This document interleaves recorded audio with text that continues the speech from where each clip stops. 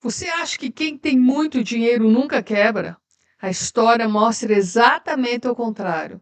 Ao longo da história, diversos investidores perderam fortunas porque acreditaram que eram mais inteligentes do que o mercado. Quando começaram a ganhar, sentiram que nunca errariam. Foi aí que o cérebro entrou em ação. A neurociência chama isso de excesso de confiança. Quando acreditamos que somos invencíveis, assumimos riscos maiores, ignoramos sinais de perigo e tomamos decisões impulsivas. Não foi a falta de dinheiro que destruiu aquelas fortunas, foi a falta de controle emocional. Construir patrimônio é importante, mas proteger o patrimônio é ainda mais. Porque riqueza sem disciplina pode desaparecer muito mais rápido do que foi construída. A liberdade financeira começa na mente.